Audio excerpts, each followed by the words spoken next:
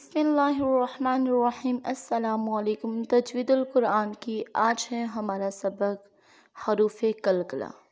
हरूफ कलकला क्या होता है, इस कब कहाँ किया जाता है, आज हम सीखेंगे इसी वीडियो में। हरूफ कलकला जो होते हैं वो 5 होते हैं।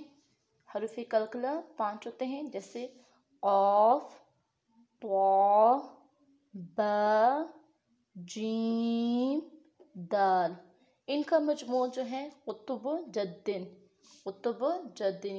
क़ तो बे मिला के क्या बन गया, कुतुबु को कपिशको तोपिशतु बिपिशबु कुतुबु जद्दिन। ठीक है, इनका मजमू जो है यानी कि याद करने का आसान तरीका है ताकि आप जो है इनको भूलें ना। जब इन हरूफ पर जज़्म हो तो इनकी आवाज़ जो है गेंद की तरह वापस लौटेगी।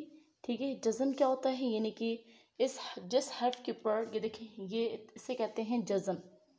ठीक है, अगर इन 5 हरूफ पर किसी भी एक हरूफ पर अगर जज़्म आ जाए तो इन हरूफ पे क्या करना है, कलकला करना है। कलकला का मतलब है यानी कि इको पैदा होना, यानी कि आवाज़ टक्कर कर फिर जो वापस आती है, यानी कि आवाज़ गेंद की तरह वापस लौटेगी, यानी कि आवाज़ का टकरा कर वापस आने को क्या कहते हैं, कलकला कहते हैं। जैसे यहाँ पर देखिए नक, यहाँ पर देखिए आवाज़ एक दफ़ा दबी है फिर से एक दफ़ा उठी है, तो क्या हुआ, यहाँ पर कलकला पैदा हुआ है। नक नक नक अन। यहाँ पर अगर हम वक्फ करेंगे तो नक यानी कि एक ज़बर पड़ी जाएगी, क्योंकि आगे जो है अलिफ है, अलिफ मदा बन जाएगा और यहाँ पर अलिफ मदा जितनी देर पढ़ा जाता है उतनी देर हमने इसको अदा करना है। नक। ठीक है, इसी तरीके से एक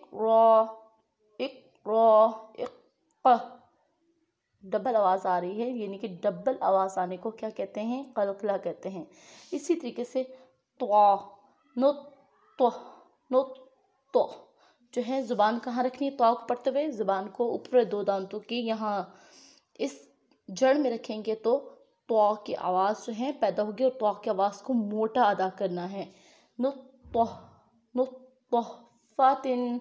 ठीक है, अगर यहाँ पर हम रुक रहे हैं यानी कि वक्फ कर रहे हैं, यानी कि पूरी आयत पढ़ के आ रहे हैं, यहाँ पर आगे तो आ गए हैं, मीम आ गए, यहाँ पर यानी कि वक्फ कर रहे हैं, तो हम इसको कैसे पढ़ेंगे, नुतफ़ा, गोल ता को जो है गोल हा में बदल देंगे, तो कैसे पढ़ेंगे, नुतफ़ा। इसी तरीके से फरगब, यहाँ पर जो है बा में क्या हो रहा है, कलकला हो रहा है। इसी तरीके से कद है, यहाँ पर अगर वक्फ कर रहे हैं तो एक ज़बर पड़ी जाएगी, कद है, और अगर हम वक्फ नहीं कर रहे हैं यानी कि वसल में पढ़े हैं तो कद हन, कद। ये देखिए डबल आवाज़ आई ना, इस डबल आवाज़ को क्या कहते हैं, कलकला, कद हन। इसी तरीके से यद, डबल आवाज़ आ रही है ना दाल में, यद खुलूना। इसी तरीके से अब, यहाँ पर देखिए बा के ऊपर क्या है, जज़्म है, तो यहाँ पर क्या करना है, कलकला करना है, अब वाबन। इसी तरीके से यद, दाल में क्या कह रहे हैं, दाल के ऊपर क्या है, जज़्म, और दाल पे क्या करना है, कलकला, यद ऊ। ज़जरा, अगर यहाँ पर वक्फ करें तो ज़जरा, और अगर वसल में पढ़ें तो ज़ज रातन, सज रातुन। ठीक है, तादो पेश तुन। इसी तरीके से यहाँ पर देखिए कौन कौन से कायदे अप्लाई हो रहे हैं। पिछले हम जितने भी जो है कोर्स कर रहे हैं, इस कोर्स में जितने हमने कायदे सीख चुके हैं, यहाँ पर देखते हैं इन जो है कलमों पर कौन कौन से कायदे अप्लाई हो रहे हैं, ताकि हमारा पिछला सबक जो है रिपीट हो जाए। जब पिछला सबक रिपीट होगा तो हमें कुरान पाक की तिलावत में आसानी रहेगी। तो यहाँ पर देखिए एक जो है कलकला का कायदा हो रहा है, क्योंकि क़ाफ है और क़ाफ के ऊपर क्या है, जज़्म है, तो यहाँ पर एक कायदा हो गया, और यहाँ पर अगर वक्फ कर रहे हैं तो दूसरा कायदा हो जाएगा, क्योंकि एक ज़बर आ जाएगी, और अलिफ से पहले अगर ज़बर हो तो क्या होता है, अलिफ मद्दा होता है, और अलिफ मद्दा को कितनी देर अदा करना होता है, एक उंगली के बराबर अदा करना होता है। तो नक अन, रुक रहे हैं तो नक आ। ठीक है, यहाँ पर 2 कायदे अप्लाई हो रहे हैं। इसी तरीके से यहाँ पर देखें, यहाँ पर भी 2 कायदे अप्लाई हो रहे हैं, जैसे यहाँ पर क़ाफ का कायदा यानी कि कलकला का कायदा, और इसी तरीके से रॉ का कायदा, क्योंकि रॉ जो है रॉ के ऊपर क्या है, ज़बर है, तो रॉ को हमने क्या करना होता है, मोटा पढ़ना होता है। ठीक है, तो यहाँ पर भी 2 कायदे अप्लाई हो रहे हैं। ठीक है, इसी तरीके से यहाँ पर देखें, यहाँ पर जो है यहाँ पर भी एक ही कायदा अप्लाई हो रहा है, कलकला का कायदा अप्लाई हो रहा है। अगर यहाँ पर रुक रहे हैं तो यह क्या होगा, ता जो है गोल हा में बदल जाएगा। तो इट्स मीन यहाँ पर भी दो कायदे अप्लाई हो गए। इसी तरीके से यहाँ पर देखिए अलिफ मद्दा है, क्योंकि अलिफ से पहले क्या है, ज़बर है, तो यहाँ पर क्या है, अलिफ मद्दा का कायदा। और इसी तरीके से रा का कायदा, क्योंकि रा से पिछला हर्फ जो है वो अलिफ है और अलिफ से पिछला क्या हर्फ है, ज़बर है। तो ज़बर जो है अगर इसके ऊपर ख़ुद जज़म हो तो हमने पिछले हर्फ को देखना होता है। तो यहाँ पर जो है दूसरा कायदा कौन सा हो गया, रा का कायदा। और रा को हमने क्या करना है, मोटा अदा करना है। इसी तरीके से यहाँ पर देखिए बा का कायदा, यानी कि बा के ऊपर जज़म है, यहाँ पर हमने क्या करना है, कलकला। तो कितने कायदे हो गए, 1 2 और ये कितने हो गए, 3। यहाँ पर जो है 3 कायदे अप्लाई हो रहे हैं।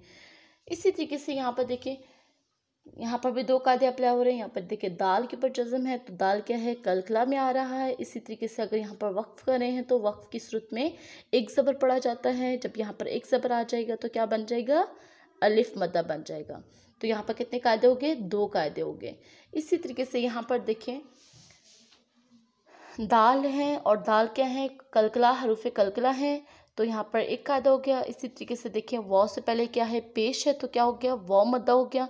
तो वाव मद्दा पर क्या करना होता है, इसको एक अलिफ के बराबर अदा करना होता है।